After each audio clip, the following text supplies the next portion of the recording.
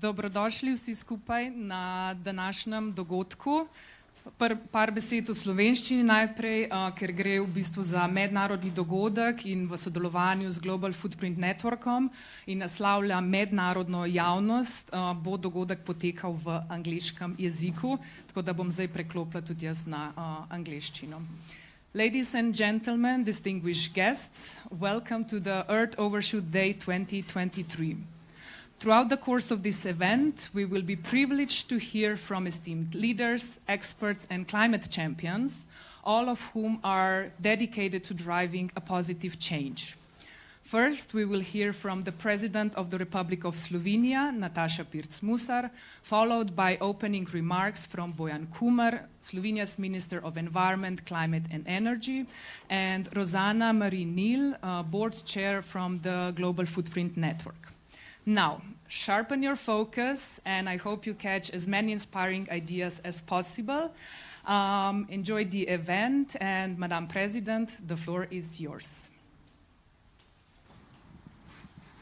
Letošnji svetovni dan ekološkega dolga dosegamo 2. avgusta, kar pomeni, da bi človeštvo za udobno življenje rabilo skoraj 2 zemlji. Slovenija pa je svoj dan ekološkega primanjkljaja dosegla že 18. aprila. Če bi torej naš povprečen življenjski slog živeli vsi zemljani, bi zanj potrebovali 3,4 zemlje.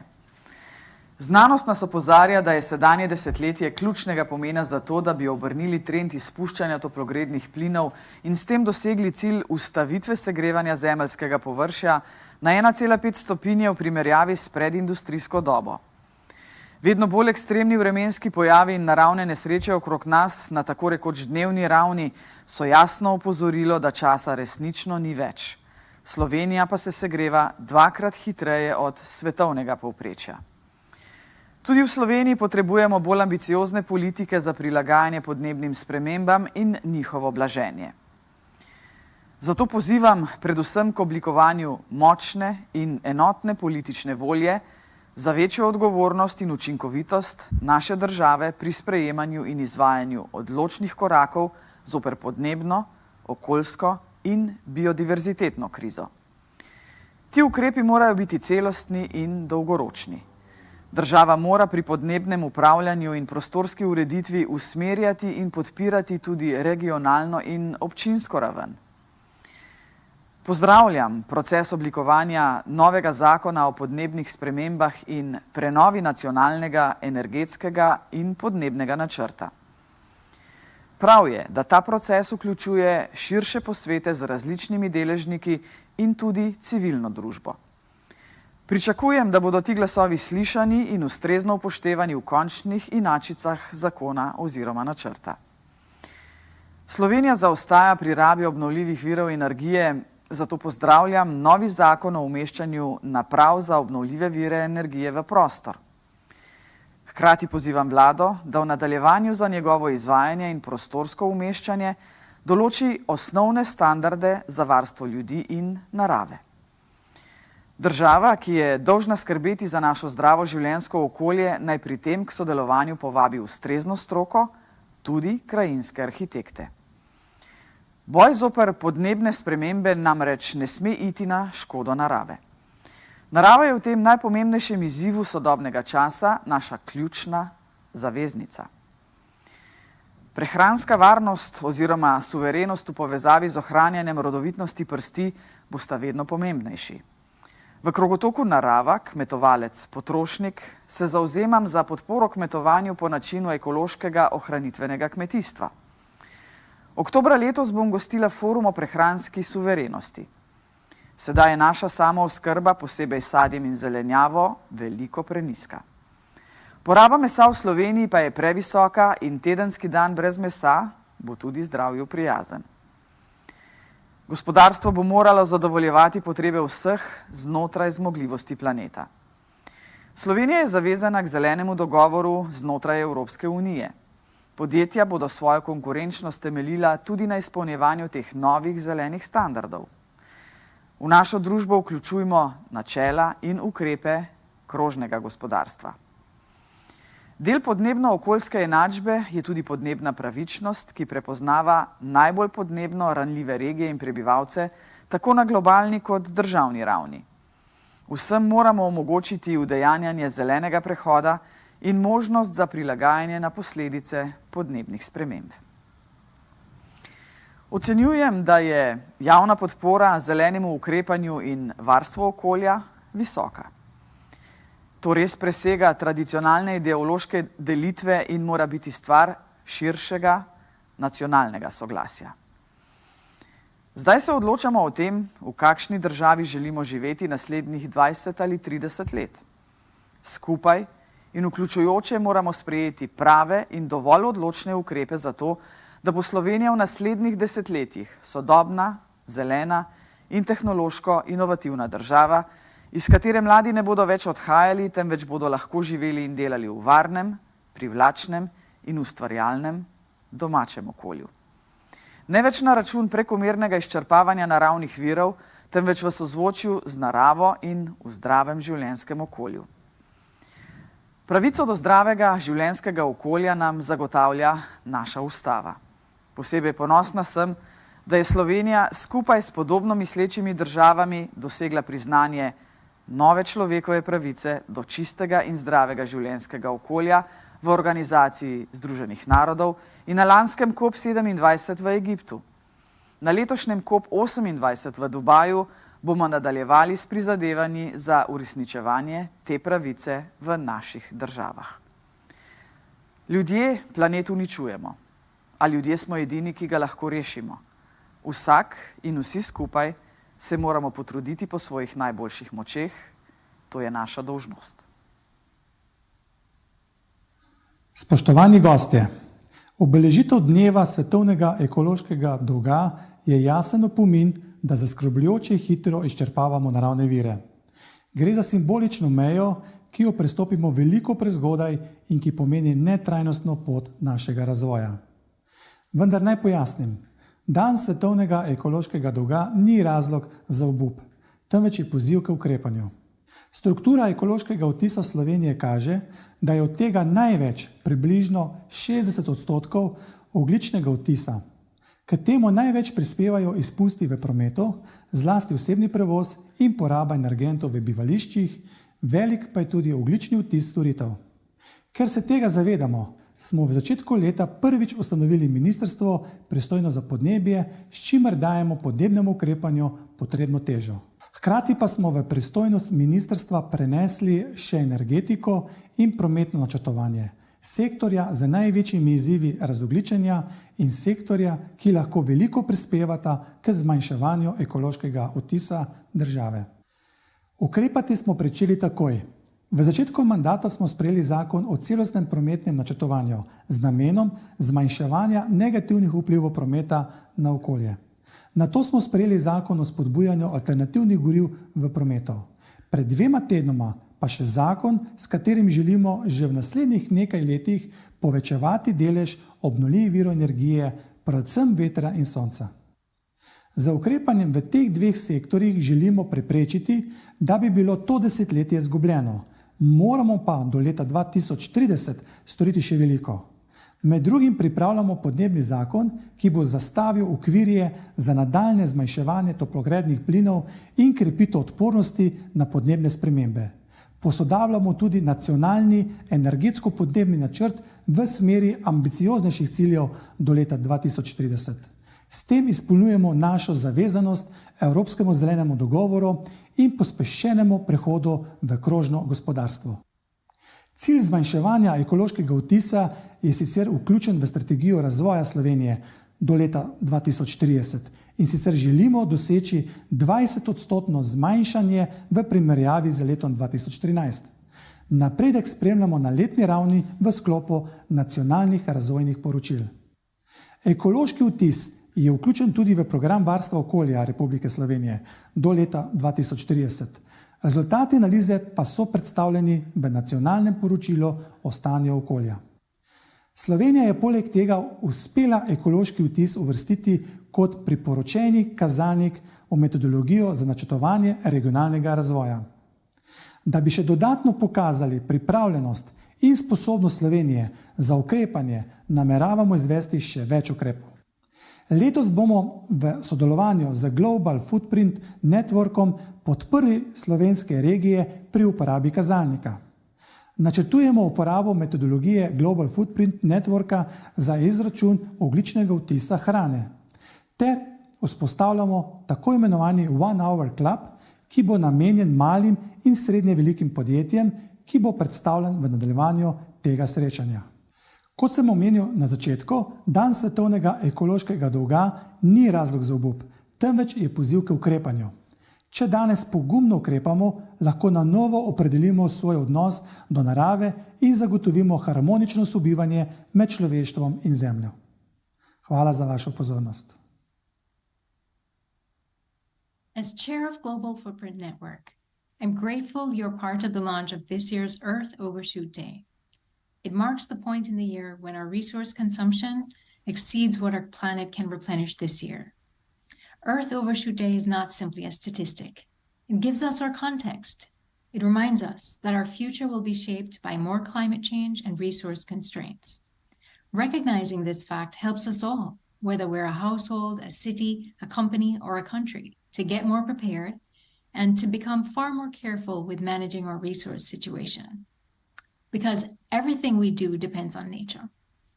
Earth Overshoot Day is a call for a brighter future. We have choices, and we recognize that ending overshoot is in our best interest. There's no benefit in waiting to take action. In fact, there are countless responses to hashtag move the date of Earth Overshoot Day. Thank you, Slovenia, for your leadership. And thank you to our partners for engaging all our communities and inviting them to shift our trends. We are proud to work with you all. Human ingenuity, if applied to this problem, can do wonders. With you, I'm counting on it.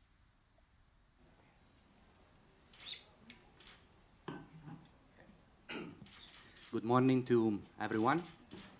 My name is Alessandro Galli, and I'm the director of the Mediterranean MENA program at Global Footprint Network. I would like first to thank the government of the Republic of Slovenia for hosting us, and also the Minister of Environment, Climate and Energy. And I'm going to give you like a short presentation just to provide a context about overshoot, mainly touching on what it is about, why we are in this situation, and what we can do about this. So, as we have heard in the previous intervention, tomorrow is Earth Overshoot Day. What it means is that today is the last day of the year in which we are living out of the ecological budget of the planet. As of tomorrow, we are starting to use the resources of next year.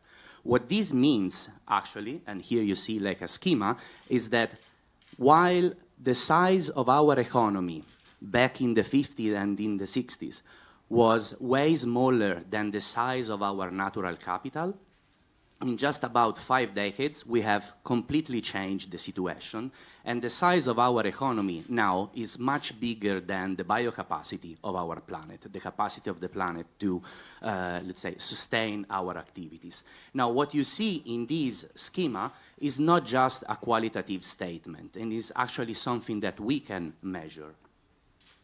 Next. So what you see on the left is actually our Global Footprint Network way of measuring those two, the circles and the boxes that we have seen before. The circle, the capacity of the biosphere, is the green line that you see on the left graph, while the box, the demand, the size of the economy, is our ecological footprint.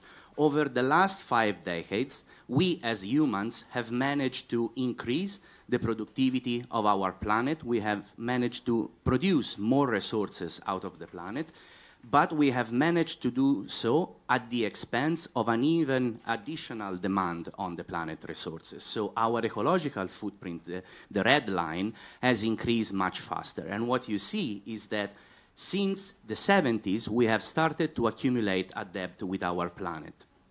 And right now, we ask the equivalent of 1.7 planet worth of resources. Now, we all know that we don't have this 0.7 planet. So what does it mean exactly is that our planet needs about 20 months to to regenerate what we use in 12 months.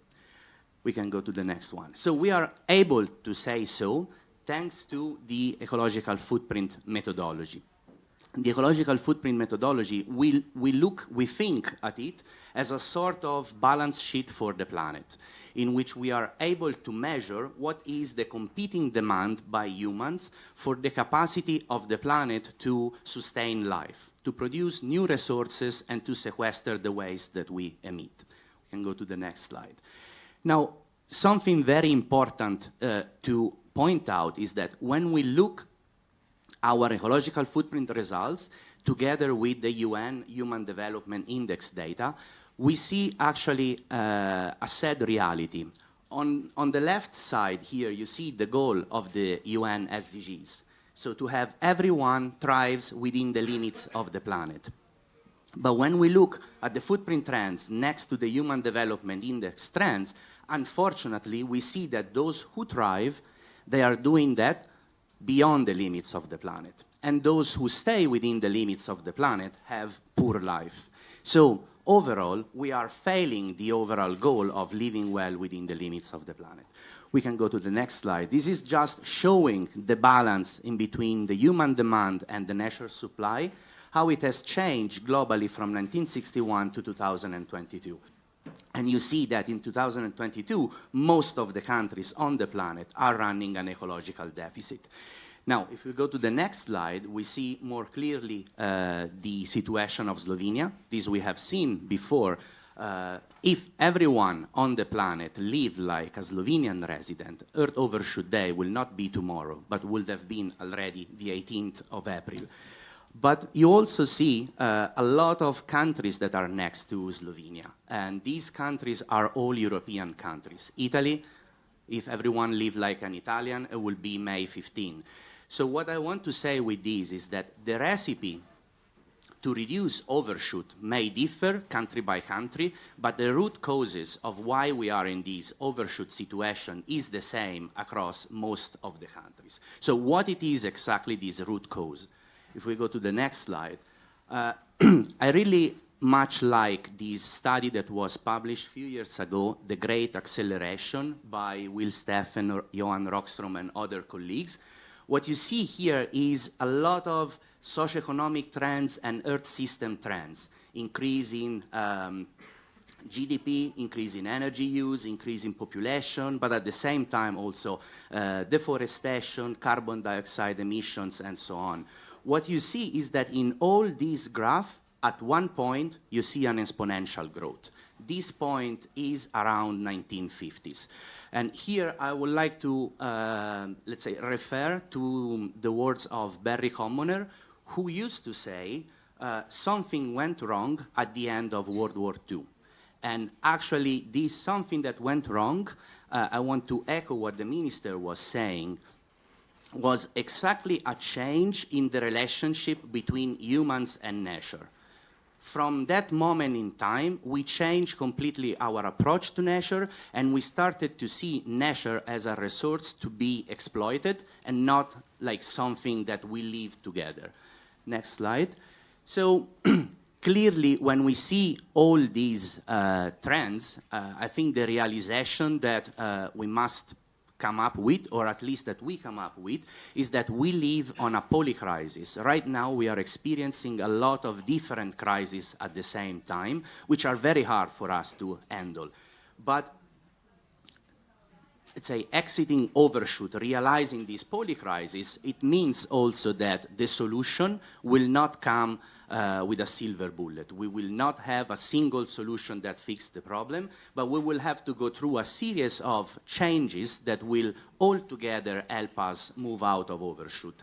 This is a website that we have created, Power of Possibility, in which you can see all different activities from putting like a carbon tax to scaling up the ambition of the EU Green Deal to the entire world, reduce food waste, and so on. All of these activities, they contribute to postpone the overshoot day, but no one alone solved the problem. So we need a lot of actions. But at the same time, next slide, we also need what I would say a societal transition. We need really to rethink what is the ultimate goal of our societies. I know in science we should never put trends together and assume that there is a connection or a link, a consequence between the two. But I found these two graphs next to each other quite shocking, because on the left you see the usual, we have seen before, footprint and biocapacity trends. On the right side, you see the comparison between the GDP at the world level and the genuine progress indicator. The genuine progress indicator is, let's say, a better measure of well-being, okay? And what we see is that right around the 70s, which is when humanity's footprint started to exceed the biocapacity of the planet, we also started to diverge these two trends. So economic growth was no longer economic, was uneconomic, because the cost of economic growth were more than the benefits. So since the 70s, our well-being has been stagnating. So this really means that we need to not only take some, let's say, easy fix, but we also need to start rethinking our approach to society and to what is the ultimate goal of society. Next slide. This is, I don't know how many of you have heard of this, because unfortunately it was not too much in the news, but there was a big conference in May, organized at the request of 10-15 members of the European Parliament, the Beyond Growth Conference, and this is the letter that was sent, the introductory statement from President Ursula von der Leyen. I don't know if you click next, maybe there is a yellow highlights that comes in. No, so if you can just go back 1 second. If you read the last paragraph, there is something that says a growth-centered model, a growth model centered on fossil fuel is simply obsolete. So really, there is a call for shifting the goal of our society towards well-being and not towards growth. Final slide, and I come to the conclusion. I would like to refer back to what the minister also mentioned. Slovenia indeed is a country who has recognized these problems and is actually set as an ambition in its development strategy and also in the National Environmental Protection Program to reduce the ecological footprint of the country by 20% by 2030. We work with the government over the past few years and come up with a study with a sort of initial recommendations on how, the initial steps that could be made to reverse the situation. They go through a more energy efficient urban planning, transitioning to a net zero, to a zero carbon energy system, prioritize the management of forest, which is really like the biocapacity, the bulk of the biocapacity of the country, and also prioritize regenerative agriculture. And all of these strategies, they also touch very much and are in line with EU policies. So with this, I would like to conclude this short introduction. And I think we want to shift now from introducing the problem to discussing how we can address the problem. So it's my pleasure to welcome on stage the Dr. Janez Potočnik, who is the co-chair of the International Resource Panel. I hope I pronounce it like good enough. And at the same time, he will be joined on stage by Mr. Uroš Bajkel, which is the State Secretary for Environment and Climate. So they will explore more how we can collectively transition from overshooting the planet to achieving an harmonious balance with nature. Okay, thank you so much, and that's it from my side.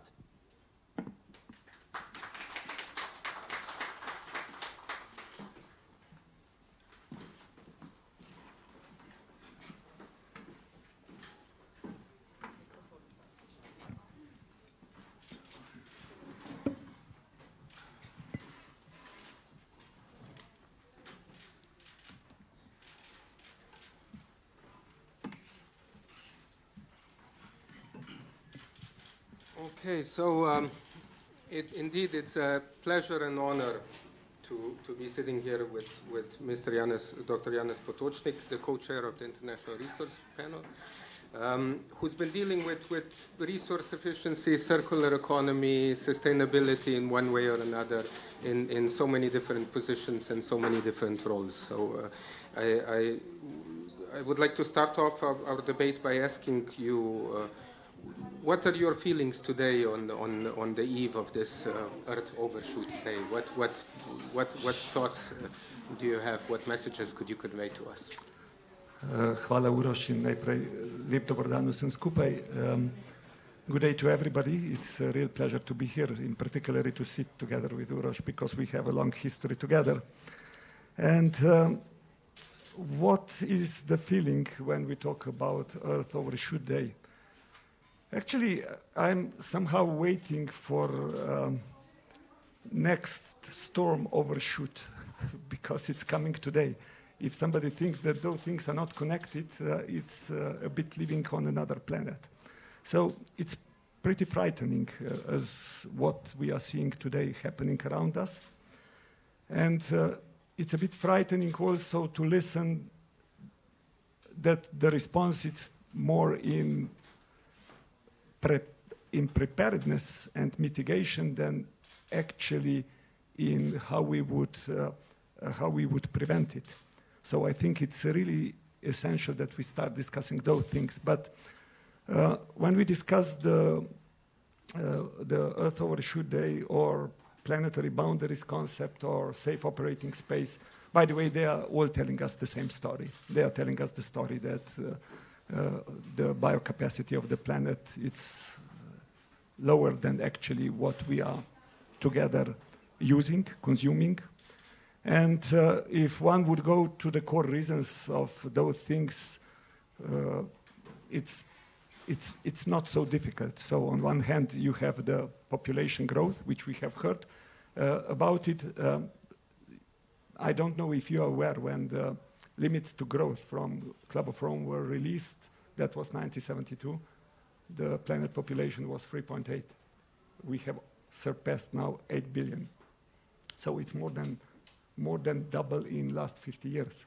But of course, it's not only the growth of population, more important, it's the economic growth and the growth of well-being which we are enjoying, which again, both would not be the problem if we would not do all that in a wasteful and unfair economic model.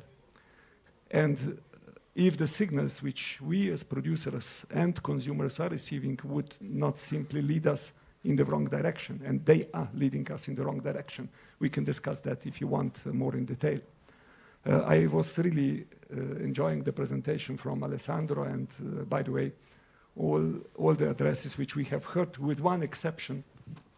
Everybody is talking human and relation between human and nature. Come on, are we not part of nature or what? So it's actually the relation between humans and the rest of nature.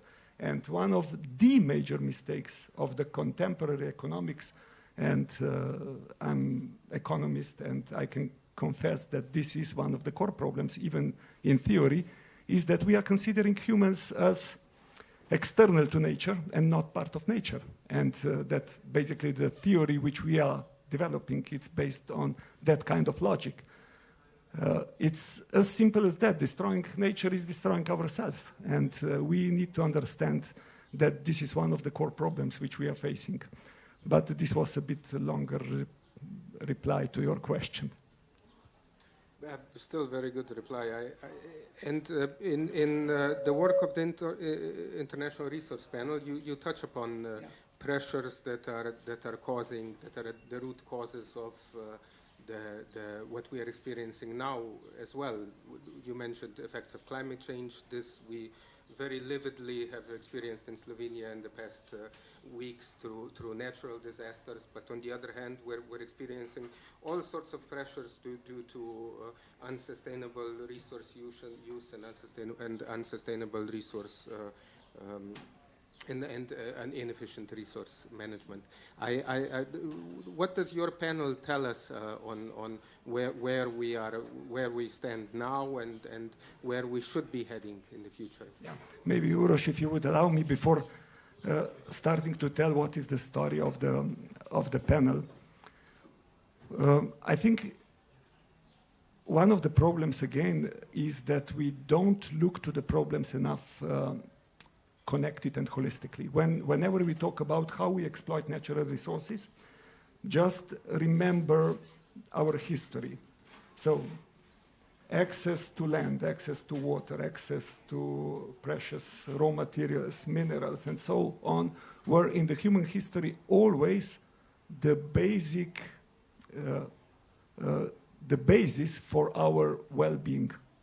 That's why all the colonialization, if you want, of nature in the past happened. So colonialization of natural resources was actually before colonization of people.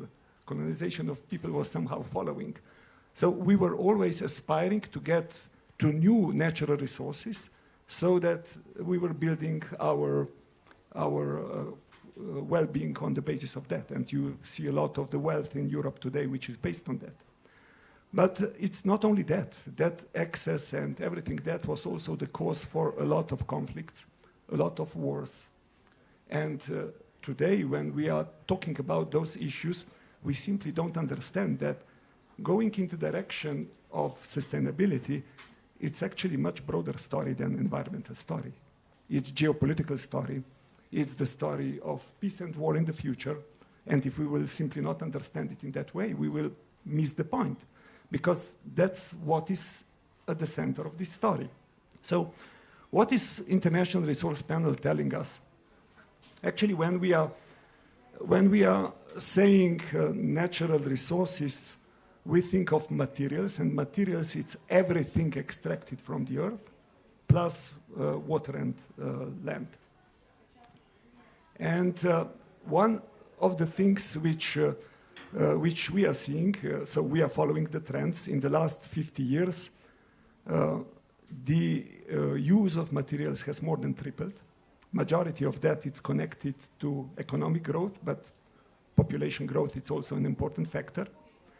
And when we are looking to impact on the triple planetary crisis, we are basically coming to the conclusion that 90% of biodiversity loss and water stress are connected to the resource extraction and processing, that half of climate change is connected to that, and 1/3 of pollution is connected to that, which is leading us then to the theoretical concept that it is absolutely necessary that in the future we decouple economic growth and well-being growth from the resource use and from the environmental impacts. Even in theory, even in science, some are saying that in history we have never done that. So according to that, it's actually difficult to prove and difficult to believe that this will happen. My answer to them, it's pretty simple. We have never tried, which is true, by the way. So we are just now, when we are seeing the problems, starting to develop that kind of thinking. So I think when you talk about circular economy, it's actually a kind of instrument. So theoretical concept is decoupling, while policy or political context, it's actually circular economy. And these things are pretty much connected. And for us in the International Resource Panel, core question, it's always how to meet human needs by using less energy and by using less natural resources. That's the core question. And one can provide human needs in much different way than we are providing them today. But fundamentally, we need to shift the logic and thinking, because it's not providing you a car, but providing you a mobility. It's not providing actually the house, but space to live. So the needs are different than actually the sectors, how governments are organized or how our life in silo is organized. Why that is so important? Because it's allowing you to provide much more efficient answers. Because if you search for an answer only in a sector, only in a specific area, you have limited possibility, including energy and including climate. That's why we so much believe that it's really important to look to both, not only cleaning the supply side, which is today the prevailing concept, but also asking ourselves the question, how can we provide human need more efficiently? So looking to the demand side, which you have also in your analysis, which were shown and explained by the minister, which you are basically doing, but sometimes we do not understand that this is that part of the story, that the consumption part, and actually consumption, it's not bad term, don't misunderstand me. Wastefulness, it's a bad term, because we all need consumption. But the way how it's organized, it's terrible. So the last sentence which I would like to say in this context is, we are currently in the last phase of providing Global Resource Outlook 2024. It will be released at United Nations Environment Assembly, UNEA. I think it's beginning of March next year. And the core shifts which we will do are exactly that. We will shift from looking to the maximizing GDP to maximizing well-being. We will not look anymore to sectors, but to human needs and provisioning systems, and do all the analysis, also the climate impact analysis, through that optic. And we will definitely look more not only to the supply side, which is today prevailing, but integrating also the demand side, the consumption side. Why? Because if we, as high-income countries, will not look into the mirror and ask ourselves who is actually overshooting planetary boundaries, who is in this overshoot day overshooting it earlier than others, and ask ourselves then the question, what can we do that we would move up to that ladder, then we are simply not honest. And it is essential, since you need a global movement, if you want to change the climate question and address it, it's essential to keep Global South on board. And you will not keep Global South on board by not looking into the mirror and asking yourself also the questions why we are overshooting and what we will do ourselves that this will become better than it is. No, very, very good point. I mean, there is one aspect that you mentioned here, and that was in the minister's intervention as well at the beginning, and that is that the last State of the Environment report in Slovenia that is published every 5 years, it has a chapter on sustainable consumption.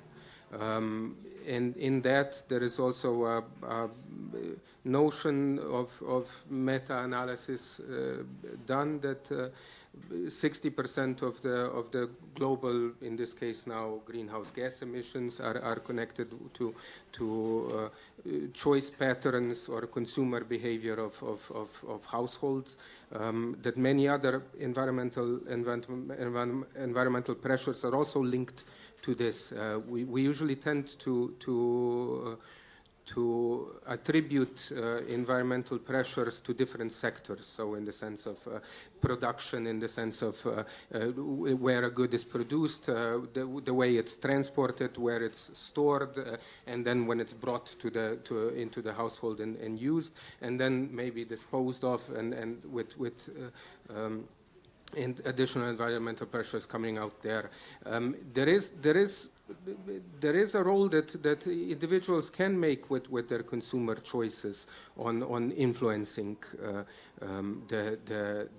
these environmental pressures. I would not like to put the responsibility on consumers. It's not the responsibility of consumers to change patterns. However, an increased awareness from their side can also help to make more sustainable all of the processes that have led towards this consumption. What is your opinion? What are the most important steps that we can take to reverse these trends of environmental degradation? We haven't reversed them yet. What is the biggest obstacle to do this, and what are the most priority steps that we should take in order to Yeah, if I would start maybe by a bit expanding your your thoughts on consumption, which basically I agree very much. So by definition, consumption is very much linked to the consumer, but it's not so simple, unfortunately. So consumer needs to be informed, and the sentence, I can't do nothing, it's simply the wrong sentence. We all have to do something, and creating a critical mass, it's moving the mountains.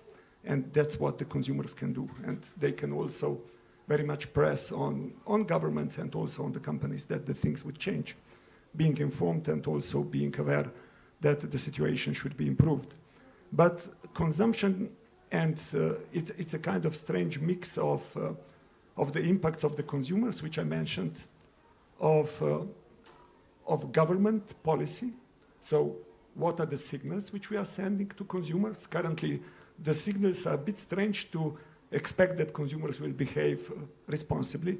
So if you want to buy more environmentally friendly, healthier food, you have to pay more. If you want to build, the place to live in a more environmentally friendly way, you normally, if you build it in a way that you use less space, it's already the most important thing.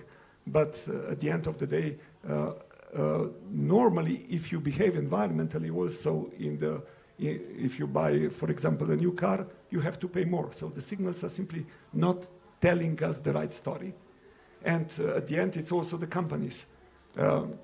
So I was just recently going through the Brussels airport, since I'm pretty frequent there, and it was written something like that: we are preparing for you new space for your consumption, or something like that, for your enjoyment. So yeah, if we are constantly bombarded on a daily basis, buy more, buy different, buy this, and by the way, we are manipulated, if we are honest, in many cases, because somehow the advertisements are telling us also the things which are simply not true. Because if all the beauty creams would be so effective, all of us would look differently, believe me. So it's a bit of this fundamental honesty which needs to be brought, and where also the governments needs to play the role. So my answer to your question would be, we simply need to look to economics, because the model which we have developed, as I said, it's wasteful and it's unfair. And as long as it is, and this is difficult to change, by the way, because people have, these are lock-ins, a lot of people have benefits from that. Even there is lots of times connection between the governments and the business sector. And it's really important that somehow this public interest, which is the objective of the public sector, that this is following, that this is the North Star which is leading our behavior and also our policy making. A lot of good is around, a lot is happening. It's simply not yet there as it should be. Because if I give you just one example, when we have had a bad experience with COVID, we have reacted quite effectively and immediately. So if you would just ask your question, would the work from home be possible without COVID? No. Today, I read 70% of German companies are accepting work from home. So, and this is, by the way, the best way to tackle mobility, because that's where you start, how to limit the things.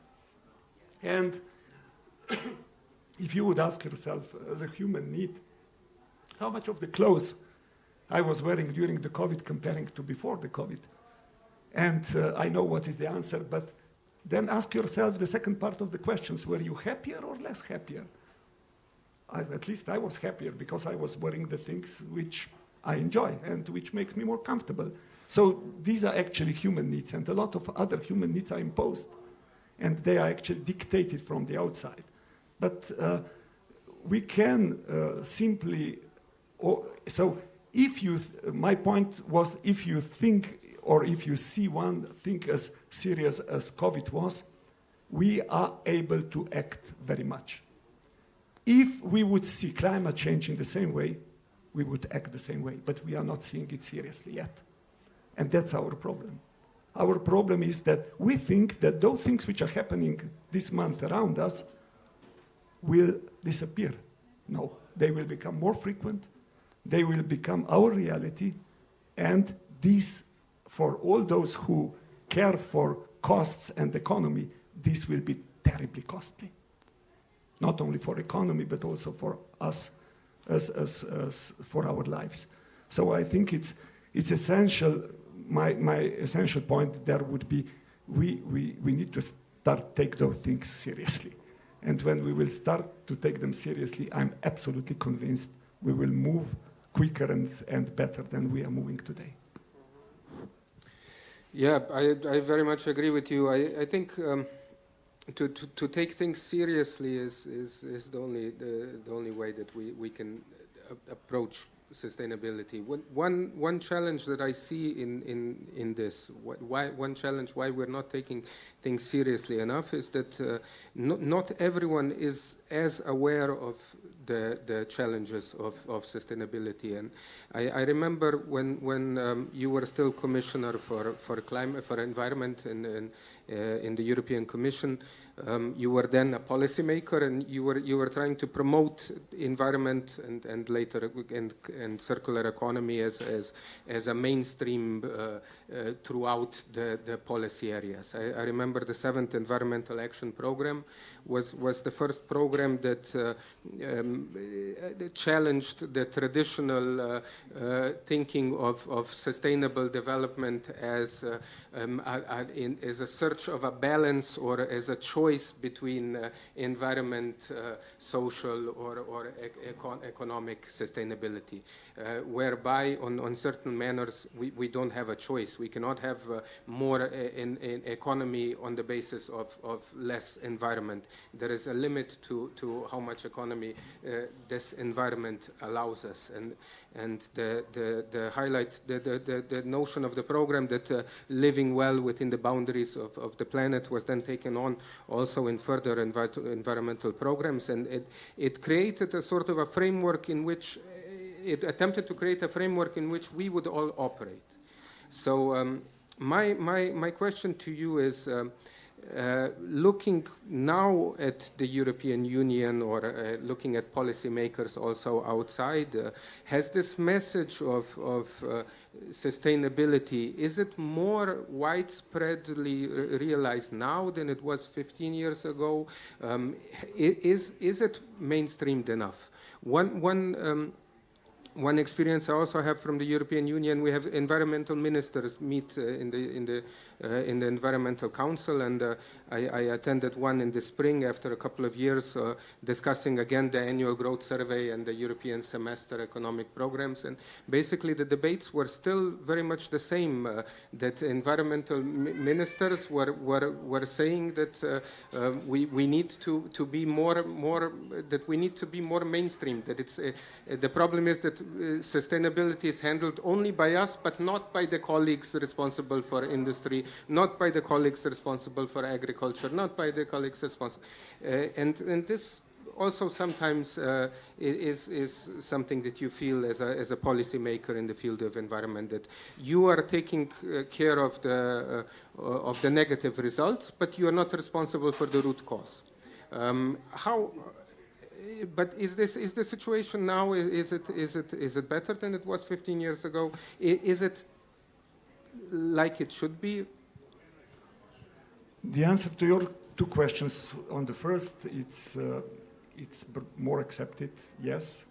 Is it enough mainstreamed? No. So the things are definitely moving in the right direction, and I think that the European Green Deal was a kind of breakthrough document. It is. I could not imagine European Green Deal during my term, to be frank. So the situation moved ahead, and I think this is very much positive. And as you are saying, if you are environment minister, you are responsible for all the problems, but the solutions are more or less in the hands of your colleagues. So you need to be a good friend with many, and you need to step into their shoes many times and try to persuade them that it's actually also their story. and that your interests very much coincide, but maybe you don't see it, maybe they don't see it that way. But just to share with you the top 10 risks which were identified by World Economic Forum this year. And this was done on the basis of asking the core business people, and there are actually 2 years perspective and 10 years perspective. Now listen to their responses in 10 years perspective. First, failure to mitigate climate change. Second, failure of climate change adaptation.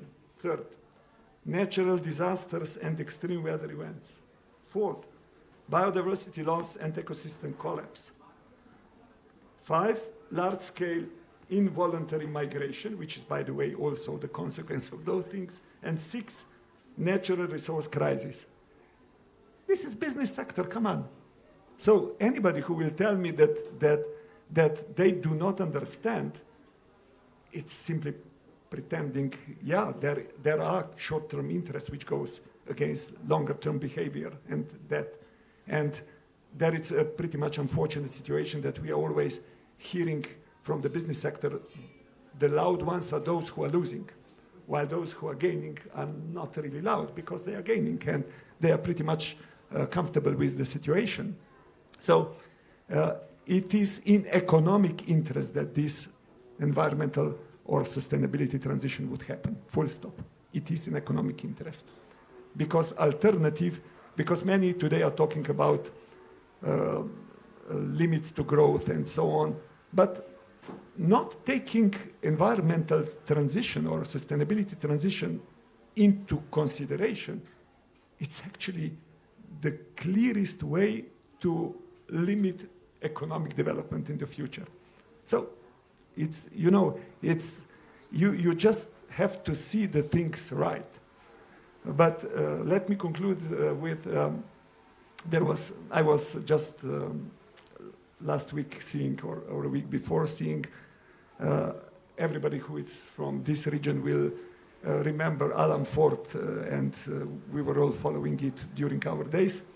And there was a quote which is nicely explaining where our economy today is and where actually also the capitalistic system which is around is. So the quote goes something like that: it is not difficult to drive without the brakes, it's difficult to stop. So that's our problem. We are driving without brakes, and it will be difficult to stop. So we need to start thinking how we put a bit of the brakes and align this kind of. So you need to understand that economy as a science and also in practice was not established that humans would serve economy, but that economy would serve humans. And we need to set the order right. And that's where the things start, and that's where the things end.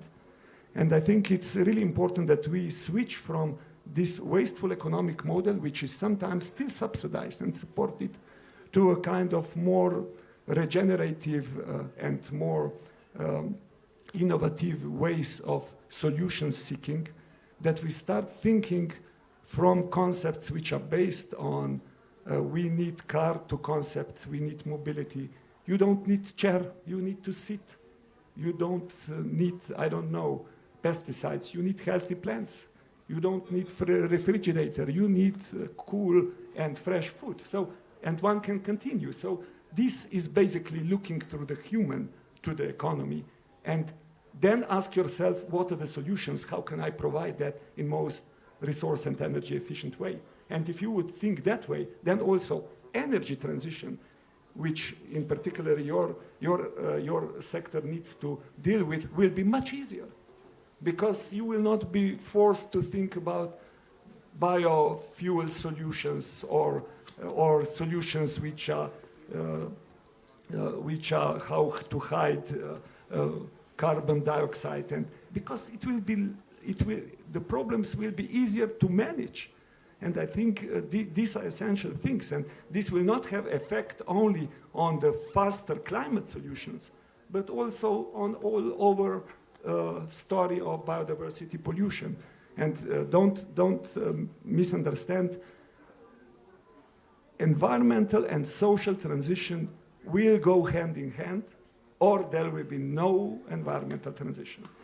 Because only things which are socially acceptable are acceptable. And it's essential that we start tackling also not only how we produce the wealth, but also look to the question of how it is distributed. And these are essential things which are in front of us, not easy, but where there is a will, there is a way. So. Yes, thank you very much. Going back to the break, it's not a question of whether we will stop or not. We will stop. So it's better that we find the break and stop ourselves when we want to and how we want to. I thank you very much for this discussion. And well, we're going further on with the program. Before moving on to the next session, interactive session, which will explore the power of possibility to move the date. We will hear a special message from Ms. Razan Al-Mubarak, UN Climate Change High-Level Champion and President of the International Union for Conservation of Nature. So please take. Yeah, thank you, Uroš. You are doing great work here in Slovenia. Just continue like that, and we'll do something good. Thank you. Gladly. Thank you. Without question, restoring and preserving our planet's ecosystem on which we all depend is one of our greatest tasks. Many of the environmental challenges we face arise from our excessive demands on the planet, far exceeding its capacity to replenish itself. To address this, we must establish robust metrics that serve as guides and help us monitor our progress. The concept is simple. Measure what you treasure. Like with managing money, nature needs robust accounting too. It is in our interest not to overspend. The Global Footprint Network and its partners have worked diligently over the years to develop such accounting for nature. Their assessments provide valuable insights, including the estimated date when humanity will consume as much from the Earth as it can regenerate within a year. According to the latest calculations by Global Footprint Network, Earth Overshoot Day for this year falls on August 2nd. With this metric in hand, any country, region, city, or company can assess its current standing and determine how it can contribute to postponing this date. This year's Earth Overshoot Day is slightly later than the previous year. It indicates progress in the right direction. We just need more of that. I firmly believe that we can strive for even greater achievements in the years ahead, ensuring a more secure and a more sustainable future. The crucial point is this. As we move towards moving the date, we have the opportunity to fortify our cities and countries. The real question lies in whether we possess the courage to seize these opportunities. Together, we have the power to move the date. Thank you for your unwavering commitment and contribution. So, ladies and gentlemen, the future of severe consequences of climate change is approaching more rapidly than most companies, societies, or cities in general can adapt. And these might be economically self-destructive for those who will not be able to prepare themselves. Therefore, welcome also to our panel with the title Possibility to Move the Date. This is important. So this is concluding conversation today on today's ceremony. So as mentioned by different speakers, possibility is also important to have a possibility. Possibility is also opportunity, but at the same time is also responsibility. So today we will talk about tremendous potential offered by numerous existing solutions, ideas, good practices. that can exemplify the power of possibility to move the date of the Earth Overshoot Day. Now, by encouraging people and businesses to adopt sustainable lifestyles, supporting policies that are aligned with the European Green Deal, which was also mentioned by Dr. Potočnik, which is really important, we can move the date. Now, our discussions are also aligned to adopt the sustainable lifestyle supporting policies that are aligned with the European Green Deal, as I mentioned, but also the Environmental Action Plan, the 8th report program, which envisions the future whereby 2050 people live within planetary boundaries, they live in the climate-neutral environment, inequalities are significantly decreased, and also we are restoring and preserving nature. So I'm delighted to introduce our panelists today. So Dr. Vlasta Kremir, the mayor of the municipality Silnica ob Dravi, but you are also the director of the Climate and Energy Agency for the Podravje region. Yes, you're right. So on my left and on my right, we have a representative from the business sector, so Lucia Aleksic from Aquafil. Hello. And I'm Tomasz Gorenc from the Institute for Health and Environment. I'm also sustainability lead at Impact Hub Ljubljana. So as you can see, we have a representative from the business sector, we have a representative from the government on the local level, and the NGO representative. So we cover it all. But we will start with the municipality. So you have a lot of insights how to run the municipality, and you have also knowledge from the climate and energy topics. So how do you see your municipality that you're running, contributing to move the date on the local level?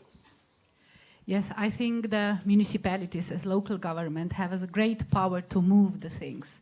It's not only the money sometimes that we think that are limits, but we know that in Slovenia sometimes we have a saying, if the money is a problem, then usually there is no problem.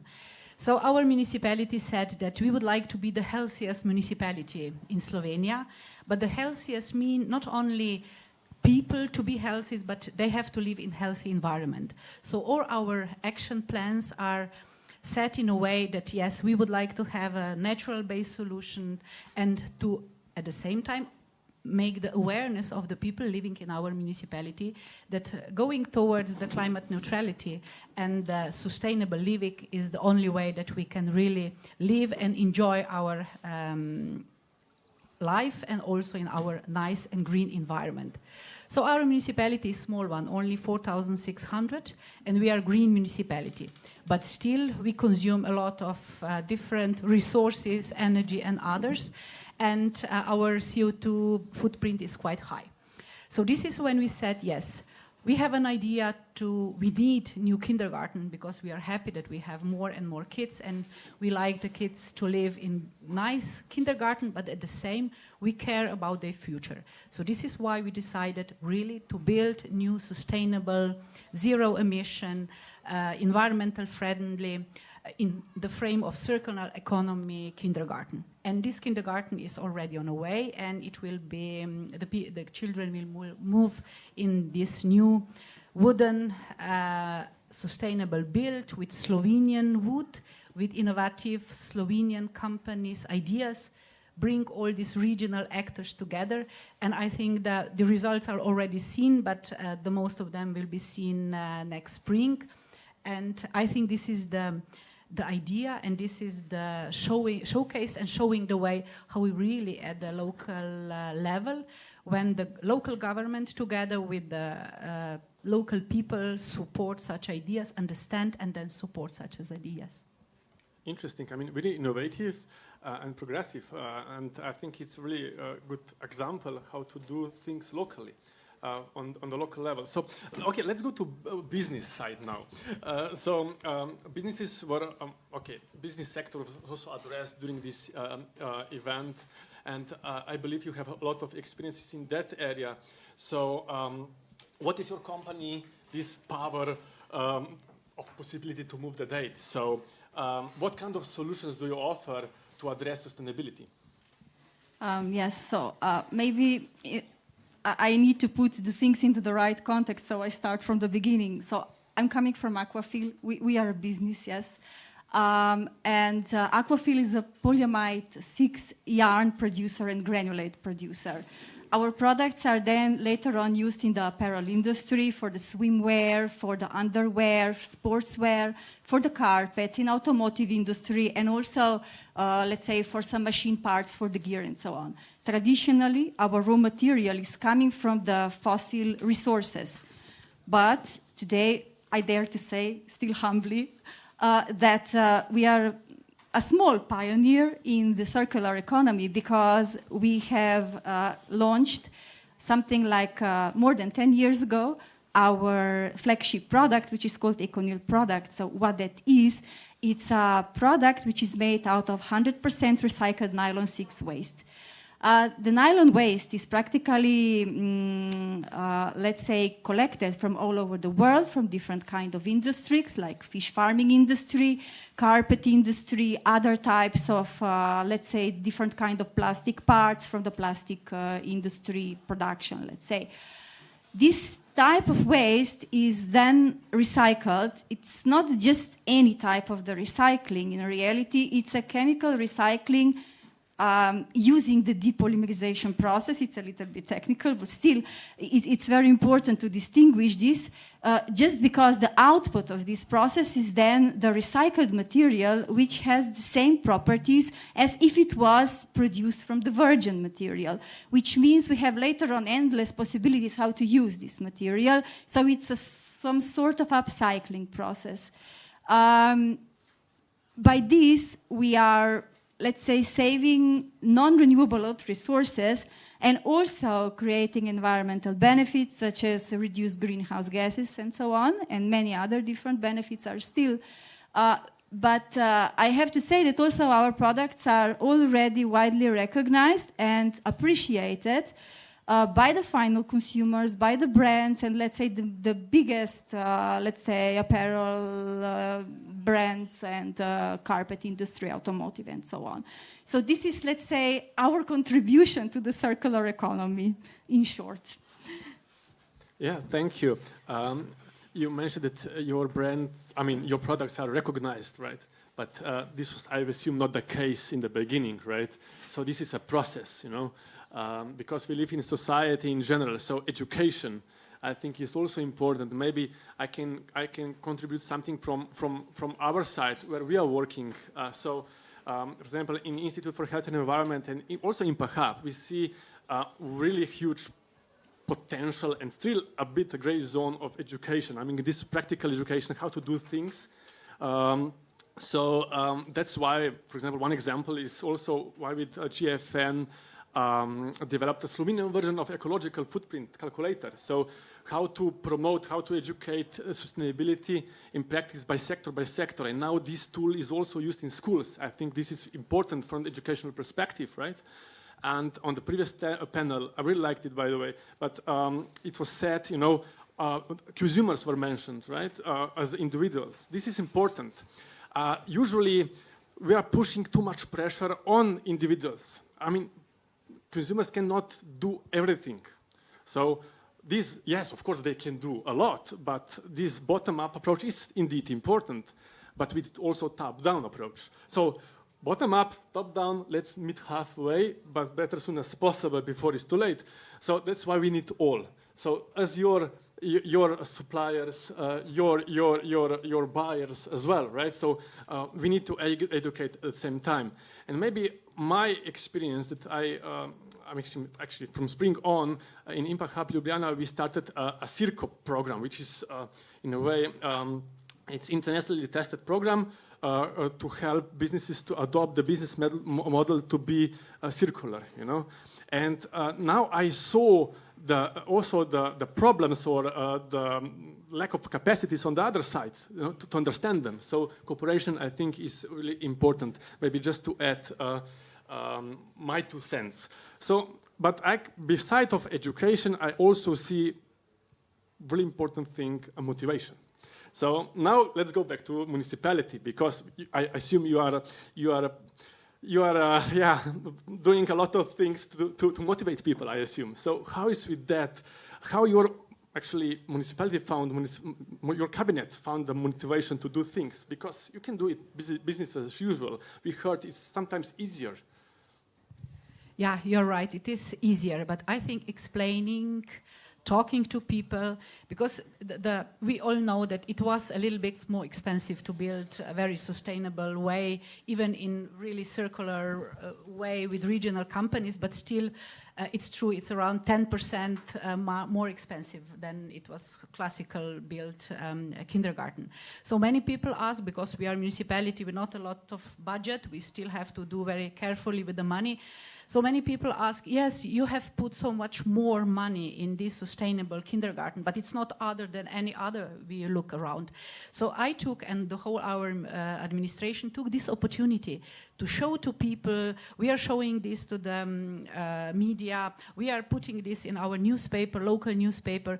You know, what are this added value of such kindergarten? It's not everything in the money. So it will be much nicer indoor climate for children, for the people that work there. So they will have a much more healthier, without organic additives and everything. So if we look for a future for 2050, so this will be such of a great benefit. And I think after 1, 2, 3 years of explaining, people start to understand and see this really, this is nice example. And when I talk maybe to this regional media or local media, they are getting quite proud of it, that we are, you know, somehow showcased to others. And now they are trying to be proud of it. And I think this is now the moment where we are all as a community happy, and we are always, when we are passing by, you know, people are quite proud and say, oh, this is our new and nice wooden kindergarten, you know, the regional company is building it, so they are also good company, they are doing their sustainable production. And so I think this is how we learning by doing, and also motivating and telling others the story. Just to have everything on a paper, I think it's, yes, they are saying, yes, everyone has everything on a paper. We are nice on the paper, but here, look, this will be the zero emission, carbon neutral and sustainable kindergarten that will have a positive effect on the health of our, not only the children, these children will be one day our main citizens, and they will organize the government and policy around. And I know if they grow with such an idea, if we promote it, if we put it everywhere, so they will be aware, yes, this is the way how we can do it in the future. And so it's something that is already built in the heart of the people. Interesting. Maybe, okay, you went out of your comfort zone with your municipality. You do something, you know, innovative, as I said, and I think also the citizens of the inhabitants there will be or are already proud. But I bet you had a lot of challenges. Can you share about that? I mean, because it's obviously a good practice, but maybe, you know, to start something new is hard. What do you think? Yeah, it is, but it is always a challenge. You know, I'm the person that always say, you know, if there is a challenge, there should be a way. So I try to look for other practices. I talk to many of our colleagues around Slovenia and also in the EU. You know, if you were able to do it, where are the problems? Why I'm not able to do it? And when you ask for money, you say, oh, there is always lack of money. So we try to get it there, money and there, but still if we see now, especially for these climate consequences our municipalities has had it this year. So I will say we have nearly 1 million of costs for that only this year. So if I'm now able to put the 1 million in repairing the nature, the roads, helping people, so, and then if I have a knowledge and the possibility to put this 1 million in mitigate this or even to adapt to some changes, so I think there is the challenge that I took as a person, and also when I explain it well to our municipal councillors, to our people, I think there is really difficult to not to do it. But also in a personal way, you should be convinced, I'm convinced by myself that going in the carbon neutral way is the only way that we as a human beings can survive. And I always give to my citizens, if they are a little bit, you know, this is maybe only somewhere, you know, someone is doing someone to us. I tell them, look, we have, only the 40 minutes of rain in this May destroyed 3 kilometers of roads. And this is not happening only this May. This will happen and already did in July, in the beginning of July. It will happen in November. It will happen next year in February, March, and all the time. So do you need anything else to believe it, to see it? And I think people are aware because they see these consequences and they influence really their everyday life. They were not able to go to work, they were not able to go to school. So now they understand this is not something that is just me and some people that are fan of green future are talking. So I think now is the time, the reality is showing us already the consequences. And let's put together our emotions, our idea that we would like to have the life for me another 30, 50, 100 years, and also for my children and grandchildren to be, you know, to have a childhood as I had when I was young. So, and if you promote this all the time, there are less and less people opposite. But I think, as a, you know, we all know Gauss curve, there are always 10% there and 10% on the other side. So I do for this 80%, and we together, I think we can move the hills. Very inspiring. So maybe, Lucia, on the other side, right, you're looking forward, of course. As a company, you are also innovative, and you have some interesting solutions that are becoming a mainstream, let's say. But what are maybe your plans that you have in your company, you know, from the sustainability perspective? Or maybe you can also say something about your insights. Are you measuring ecological footprint or a carbon footprint or something like that, you know? Because sometimes companies, they don't want to do that. They're not, you know, you are going out of comfort zone. So how is that with your company? So maybe I start from the last question. So measuring carbon footprint. Yes, of course, we are measuring our carbon footprint of the company, maybe for the start, for over a decade now. And of course, we are also trying, and we are reducing our footprint over the years of our company in Slovenia, but also, let's say, as a group, on a group level. But more importantly, we are measuring carbon footprint also for our products, and especially it is important to measure for our ECONYL products. And we have published several environmental product declarations that are basically third-party verified LCAs with the main information about the greenhouse gas emissions. This is like the main information that we are focused on when we are communicating the benefits of our products, and our partners appreciate very much this information, just because they are able then to simulate what are the benefits of their own end product, which they are placing on the market, if they are using our products. So I would say it's an essential information for us. And to be very honest, when you're working or when you're dealing with the recycling activities, it is only fair to do this kind of analysis because it needs to have some kind of environmental benefits. It is something that is a must, let's say, of this kind of activities. Then the plans for our future. In a very simple words, we want to do better every day. Of course, we can do better in the scope of our activities. Like we are a small piece in a big puzzle, let's say.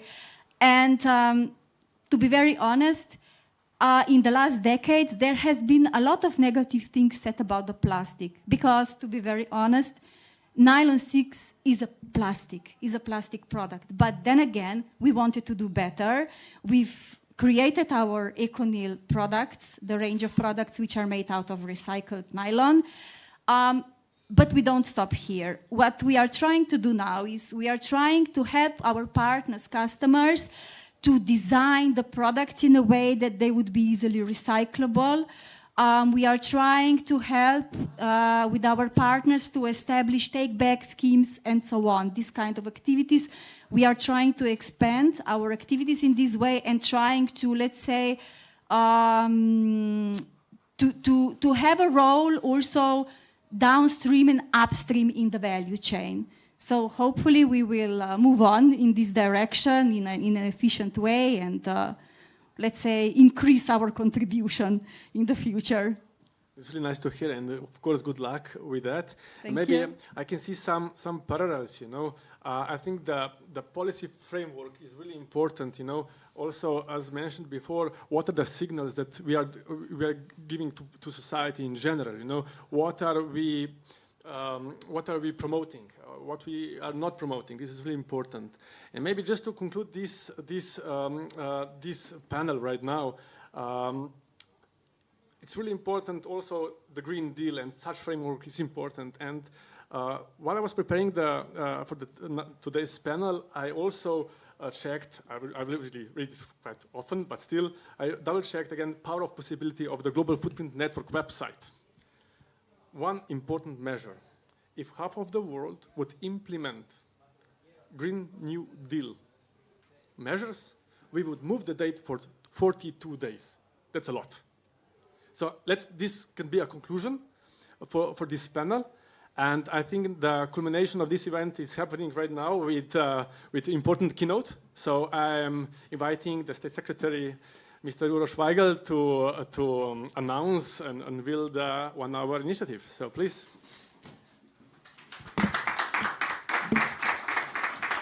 Thank you very much. So it's been a very intense 1.5 hours. The challenges in front of us demanded this, and we had a very condensed discussion looking at both the diagnostics or the factors that brought us to where we are, to a brief discussion on some of the frustrations of why we're here and why we're not heading someplace else, but also to some highlights or some positive solutions and necessary changes for the future. It is in this context that we wanted to end this today's event with an announcement. We didn't want this to be another one of those commemorative days, like we have of the day of the planet, the Earth Day. There are so many commemorative days where when we are expected to say, we are not sustainable, we want to be, and then we move on to the next day. We wanted this to truly be not just a launch, but a call for action. In this regard, what we wanted to aim was in particular the interest of companies to step up and protect their own ability to operate in a sustainable future. One thing that we discussed today is that this persistence of overshooting year after year after year has brought about many climate and also other and resource constraints, and is turning the necessity of companies to expand, to build long-term resilience to environmental pressures as a necessity. And what we would like to do is to announce the 1 hour initiative, which will hopefully assist companies in moving toward in this direction. The 1 hour club will be a 1-year program for Slovene medium and small and medium-sized enterprises. It will kick off, it will be in 2 phases. It will kick off with an academy. This academy is intended to offer expert-led workshops and knowledge resources aimed at increasing the awareness of the private sector about environmental accounting and reporting, and also in order to enable them to grasp the significance of their actions. And it will be followed by a 1 hour club, so the companies participating in the academy will be invited to join the 1 hour club, where we will offer metric support to companies that will undertake an ecological footprint assessment, making sure that they will be able to both understand and also to prove the improvement that they have done within a year's time. So starting off at the academy with workshops and discussions, we hope that they will be able to conceive some measures that they will take in order to reduce their their environmental footprint. This environmental footprint will be measured in order to provide for a sturdy result. The 1 hour tag that we attach to this refers to the ambition that we hope to gather enough projects and enough companies to collectively move the Earth Overshoot Day by 1 hour in the right direction rather than the wrong one. And at the end of this year, we hope to be celebrating some champions of sustainability from this. But perhaps even more important than celebrating the champions is to have this exchange of practices and experiences that can then be also followed by others. So with this announcement, I would like to conclude today's event by expressing gratitude to all, to the organizers, to the partners that helped us to organize this event, to the distinguished speakers, to the participants, everyone that has made this event possible. I think your dedication to environmental stewardship and environmental action is commendable, and we look forward to continuing this journey with you. As we dive on to the next chapter of the Earth Overshoot Day in next year, I hope that we do this with a renewed enthusiasm and a more united commitment to create a sustainable, resilient, and balanced world, not only for ourselves, but also to the generations that come. We have the power to move the date, and we have the power to make a positive impact on this planet. Hvala lepa. Thank you very much.